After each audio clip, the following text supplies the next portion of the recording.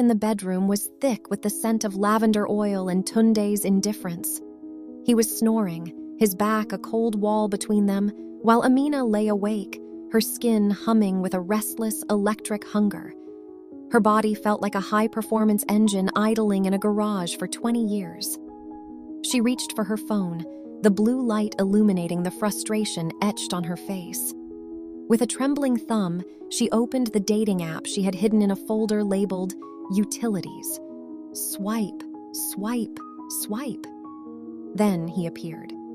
Kofi. His profile picture wasn't a curated ego trip. It was a candid shot of him covered in sawdust, laughing, his muscular forearms braced against a slab of raw mahogany. His eyes held a depth that seemed to pierce through the screen, looking for something real. His bio was simple. I build things that are meant to last. I'm looking for a woman who is tired of being a ghost. Amina's breath hitched. It felt less like a match and more like a collision. Her thumb hovered over the screen. The risk was a physical weight. If she did this, the perfect facade of her marriage would be cracked forever. But as she looked at Tunde's motionless form, the neglect felt more sinful than the search for life. She swiped right. "It's a match!" The screen flashed. Before she could pull back, her phone vibrated. A message from him popped up instantly, as if he had been waiting in the digital ether just for her. Kofi. You have the eyes of someone who hasn't been truly kissed in a decade. Am I right, Amina? The boldness of it sent a jolt of pure heat straight to her core, a sensation she hadn't felt since her 20s. Her heart hammered against her ribs, a frantic, rhythmic pulse. She typed back with shaky fingers, her libido finally finding a voice. Amina. 2 decades, actually, and I'm tired of waiting. Kofi. Then stop waiting. I'm only 5 miles away. I can't touch you through this screen, but I can tell you exactly what I'd do if I were standing at your door.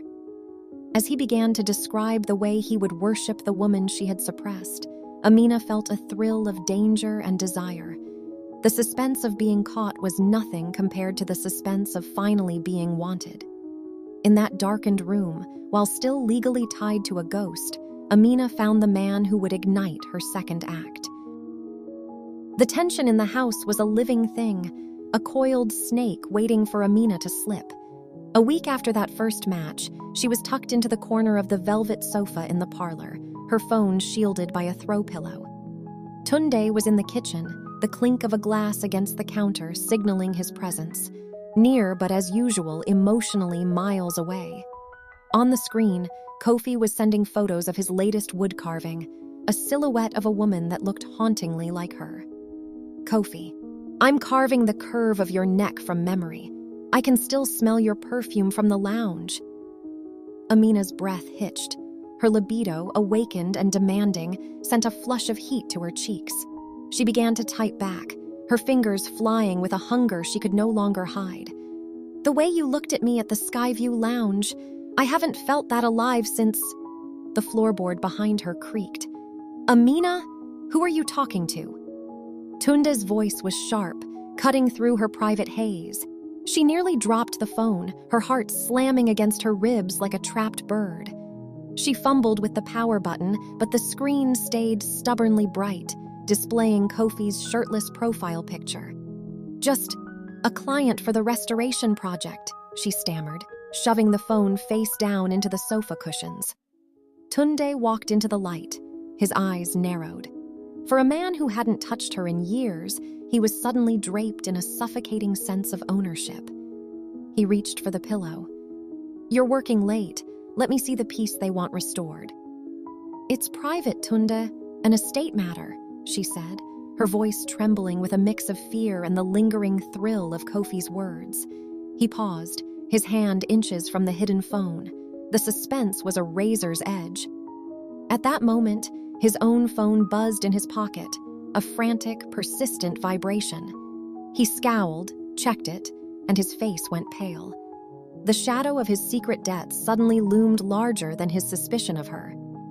Whatever, he muttered, turning away to answer the call in the other room. Just make sure they pay up front. Amina slumped back, the adrenaline leaving her weak. She pulled the phone out.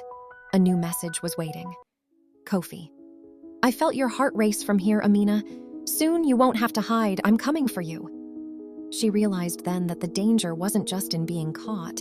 It was in how much she no longer cared if she was. The bungalow in Lekki was a sanctuary of shadows and amber light.